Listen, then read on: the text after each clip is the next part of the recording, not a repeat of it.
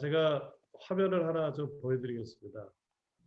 저희가 같이 나눌 말씀은 열왕기 하, 하박국, 스바냐입니다. 일단 열왕기 하를 한번 보겠습니다. 열왕기 하 지금 우리가 어저께까지 7장, 8장 이 부분까지 이제 하고 있는데요. 크게 열왕기 하는 1장에서 8장 엘리야와 엘리사에서요. 여러분들 지난주 이미 다 우리가 말씀을 통해서 은혜 받고 있죠. 또 나올 부분이 8장부터 이제 17장까지가 북이스라엘에 대한 이야기입니다. 그래서 호세아 왕, 북이스라엘 마지막 왕 호세아 왕이 북이스라엘 멸망까지가 이제 17장까지 나오고요.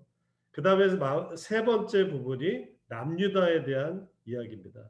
그래서 18장부터 25장까지. 근데 남유다도 처음부터가 아니라 히스기야 때부터 시드기야 마지막 왕까지가 이렇게 크게 세 부분으로 우리가 지금 이번 7월 달에 말씀을 열왕기하 나누고 있습니다.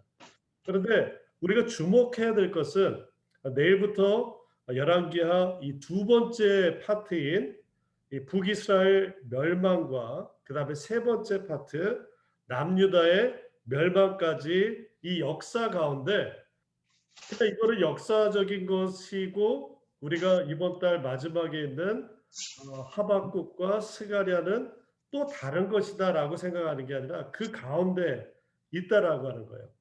그래서 흔히 좀 이따 그림 설명해 드리겠지만 나훔, 하박국, 스바냐, 예레미야 이렇게 네 명의 선지자가 남유다에서 같이 활동을 했던 같은 시기입니다. 그 시기는 남유다를 중심으로 했을 때 가장 악독하다라고 하는 므낫세 왕 그 전후로 있는 그 다음에 종교 개혁을 일으킨 그 요시야 왕 그 부분까지가 오늘 열왕기 하와 같이 매치되는 부분이다 이렇게 알면 좀 이해가 쉬우실 것 같아요.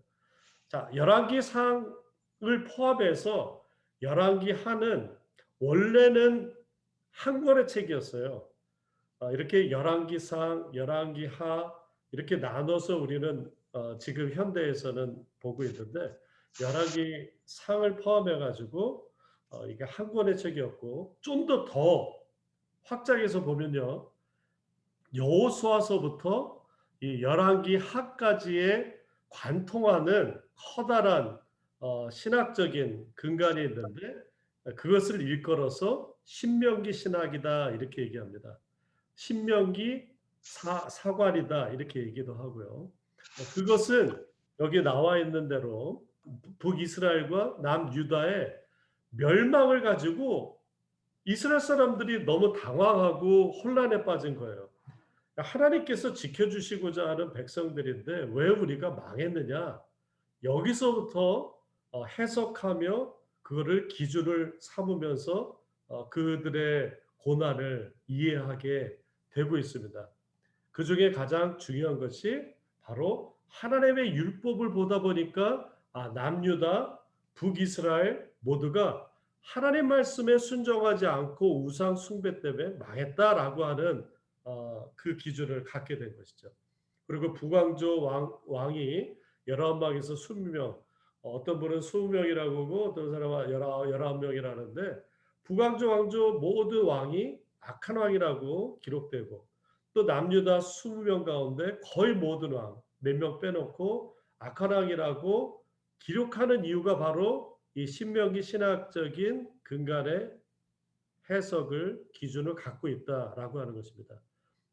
또 다시 거듭 말씀드리면은 신명기 신학이라는 것은 하나님께 하나님의 말씀 율법을 잘 지키고 순종하면 복이 되고 하나님의 말씀을 순종하지 않고 우상 숭배할 때는 하나님의 심판이 있다라고 하는 그 신학적인 그 기준이 북이스라엘과 남유다의 왕의 그 다음에 이스라엘 백성들의 모든 것들을 해석합니다. 자, 요 표를 보시면요, 여러분들 좀 더 이해가 쉬우실 수 있습니다. 자, 보시면은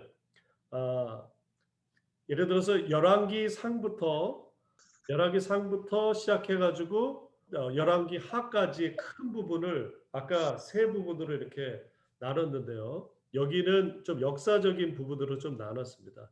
자, 솔로몬부터 시작해서 이제 솔로몬 이후에 솔로몬의 죄악으로 말미암아 이제 나라가 갈려지게 되죠. 북이스라엘 여로보암, 남유다의 아, 르호보암. 그러면서 이제 시작되는 그 가장 큰 핵심적인 왕조가 오므리 왕조입니다. 이 오므리 왕조는 아합과 이세벨의 왕조죠. 거기서 활동했던 아까 처음 얘기 말씀드렸던 엘리야. 아까 말씀드린 대로 열왕기서에서 크게 세 부분으로 나눈다 그랬죠.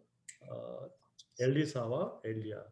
그 다음에 이제 나오는 선지자가 북이스라엘에서는 호세아, 아모스, 요나 뭐 이런 선지자들이 활동하게 됩니다.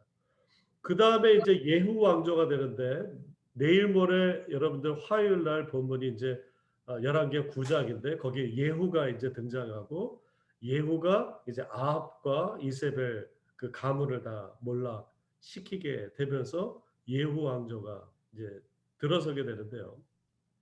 그런데 이제 우리가 여기서 아까 처음 말씀드린 스바냐, 예레미야, 하박국, 나훔 이런 선지자가 활동했던 그 시기와 우리 열왕기 하 부분하고 같이 매치되는 것을 우리가 볼 수 있습니다. 특별히 북이스라엘 멸망이 기원전 722년 아수르에 의해서 멸망하게 되고요.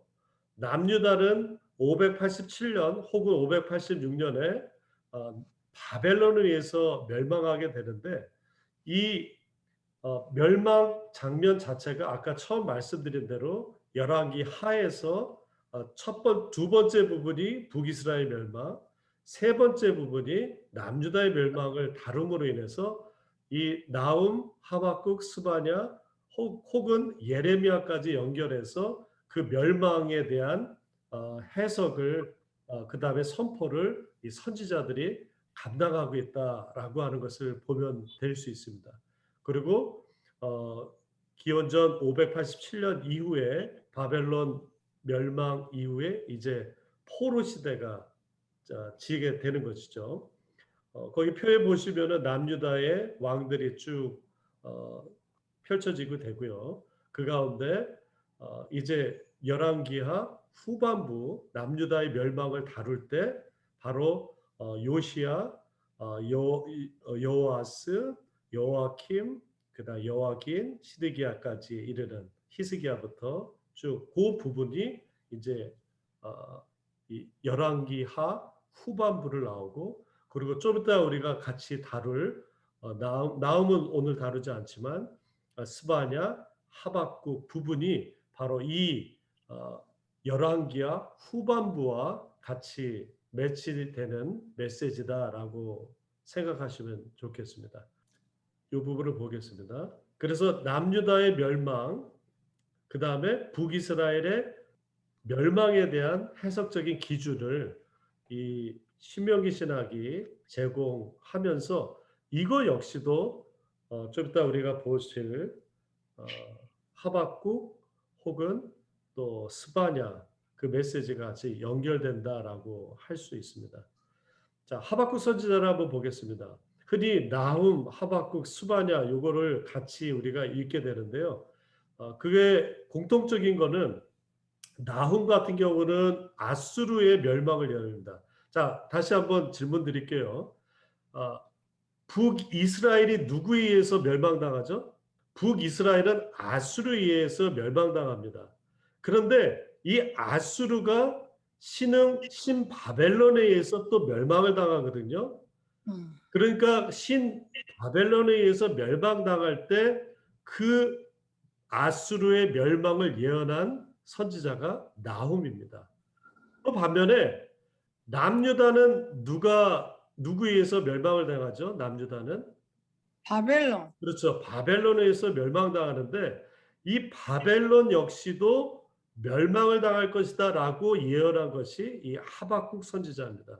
이들의 공통점은 이스라엘의 적들, 북이스라엘을 멸망시키고 남유다를 멸망시킨 아수르와 바벨론이 결국에는 하나님의 막대기가 돼서 북이스라엘과 남유다를 쳤지만 그럼에도 불구하고 그들이 공통점은 이스라엘의 적들이 멸망할 것이다라고 하는 것을 예언하는 것입니다.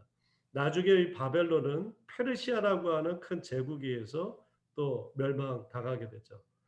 따라서 남유다에서 활동한 선지자 기원전 약 510년경, 왜냐하면 남유다가 기원전 587년경에 멸망하니까 그 전에 활동했던, 역사적으로는 아수르의 힘이 이제 멸망해 가고 신바벨론 힘이 올라가는, 그래서 그 느부갓네살이 고대 근동을 점령하던 때에 유다에는 아칸 왕 므낫세 후기부터 요시야 개혁이 진행될 때까지의 활동이 이 하박국의 시대였던 것입니다. 그러니까 바꿔 얘기해서 우리가 이제 요번 달 열왕기 이제 두 번째 부분, 세 번째 부분을 다룰 때, 특히 세 번째 부분 남유다의 멸망을 다룰 때, 또 북이스라엘의 멸망을 다룰 때, 그 시기에 나훔, 하박국, 스바냐, 예레미야 선지자들이 활동했다라고 하는 것을 우리가 기억하시면 좋을 것 같습니다.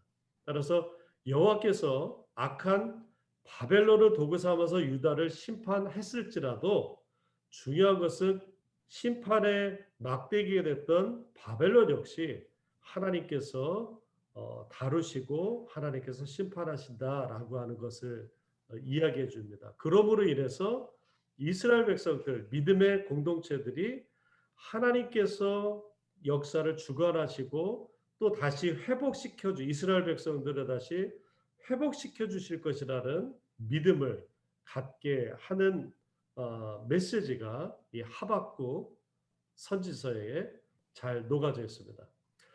좀 더 구체적으로 보면은 하박국은 질문을 통해서 메시지를 전달합니다. 예를 들어서 여호와여, 내가 부르짖어도 주께서 듣지 아니하시니 어느 때까지 하십니까? 질문을 해요. 그러면 또 하나님께서 야, 그거는 너희들이 잘못했고 죄를 지었고, 그러면서 결국에는 하박국이 믿는 자들, 어려움 당하고 이제 고난 당하는 남유다도 멸망당하고 포로되는 그런 시기에서 믿는 자가 어떻게 살아야지야 되는 질문이 나오고 유명한 대답이 나옵니다. 그것이 뭐예요? 의인은 믿음으로 말미암아 살리라. 이 의인은 믿음으로 말미암아 살리라라고 하는 이신 칭의의 그 믿음이 신약 성경에 크게 세 부분에 녹아져서 인용이 됩니다.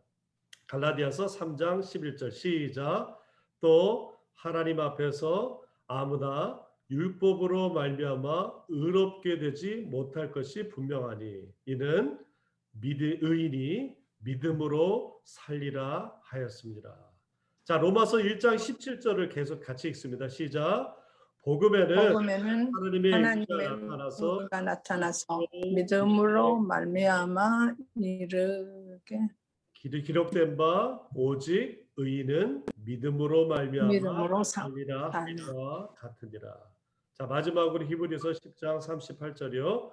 오직 나의 의인은 믿음으로 말미암아 또한 뒤로 물러가면 내 마음이 저를 기뻐하지 아니하리라 하셨느니라.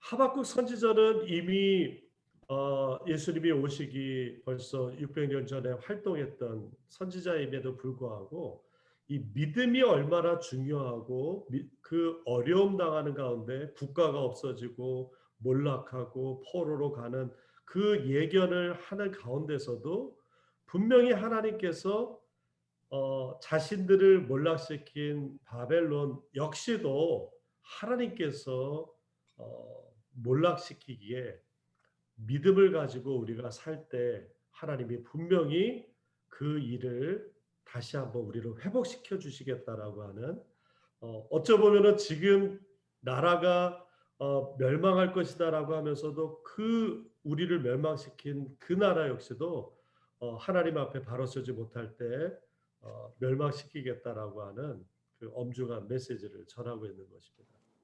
마찬가지로 같은 동시대 그 활동했던 스바냐, 아까 동시대 그 유다 시대에 남유다에서 누가 활동했다 그랬죠? 나훔, 하박국, 스바냐, 예레미야.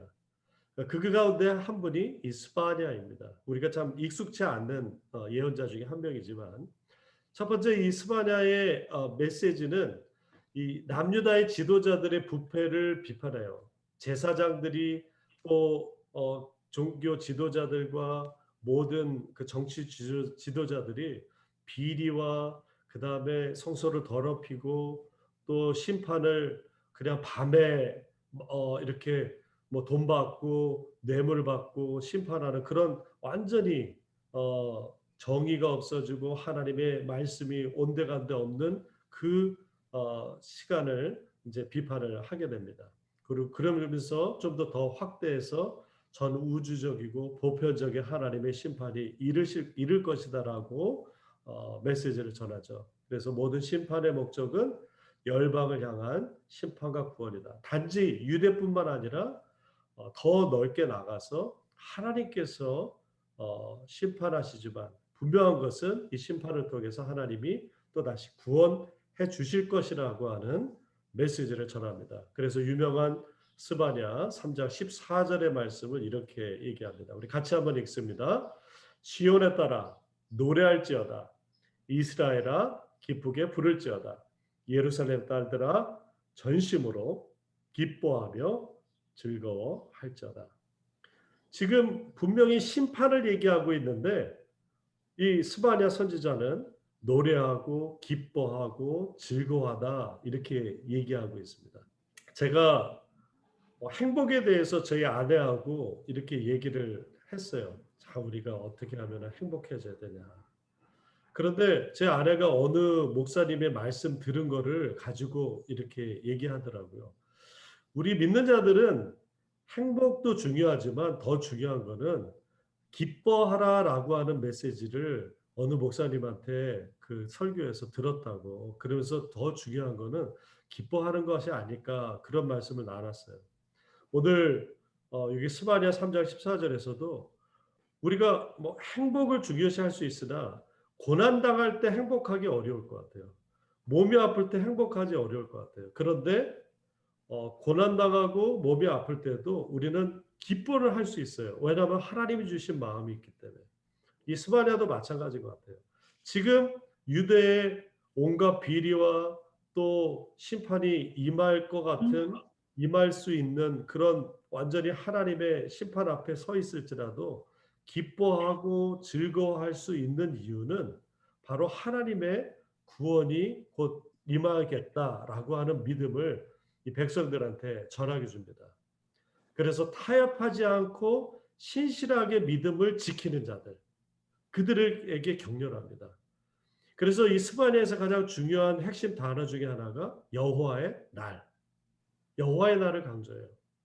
그래서 여호와의 날이 지나면 하나님께서 분명히 구원과 회복을 주실 것이고, 그리고 그 남은 자들이 하나님을 노래할 것이다라고 그렇게 격려하고 있습니다. 따라서 구원의 희망을 잃지 않고 끝까지 믿음을 지켜라라고 하는 메시지가 이 스바냐를 통해서 우리가 받을 수 있는 것이죠.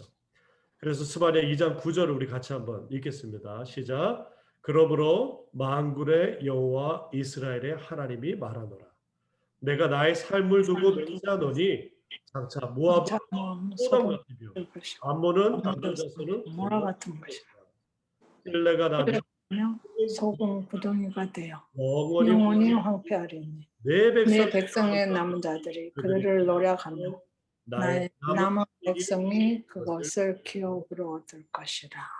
그래서 가장 중요한 그 희망을 잃지 않는 자, 또 구원의 소망을 붙들고 있는 자를 스바냐에서는 남은 자다 이렇게 표현하고 있습니다. 그래서 남은 자가 끝까지 신앙을 지킨 자, 그가 곧 하나님의 구원과 또 하나님의 회복, 그것을 경험하고 노래할 것이다 라고 메시지를 남기는 것입니다. 자, 오늘 제가 준비한 건 여기까지고요. 여러분들 아마 깜짝 놀라셨을 거예요. 야, 그거구나. 지금 표정은 다들 그냥 이렇게 무덤덤 하신 것 같지만, 이야, 이 열왕기 하에 담겨져 있는 역사적인 배경 가운데 선지자들이 하나님의, 그러니까 열왕기 하는 이제 두 번째 부분이 뭐라 그랬죠? 북이스라엘 망한다. 세 번째 남유다 망한다. 그냥 이렇게 연대기적인 역사만 얘기하는 것이 아니라 분명한 것은 그건데 하나님의 말씀을 지킨 자 하나님이 반드시 구원하시고 끝까지 그 믿음을 잃지 않는 자 하나님께서 소망과 구원을 경험케 한다. 그래서 그들이 노래한다라고 하는 나훔, 하박국, 스바냐, 우리가 다루지 않지만 예레미야까지 지금 멸망이지만 곧 하나님이 회복시켜 주시고 구원하시고 또 남은 자로서 또 여호와의 날이 임하더라도 구원하실 것이다라고 하는 메시지를 오늘 전하고, 우리 이번 달 7월 달에 열왕기 하와 또 하박국과 스바냐를 통해서 큰 은혜 받으시기를 간절히 예수님의 이름으로 소원합니다.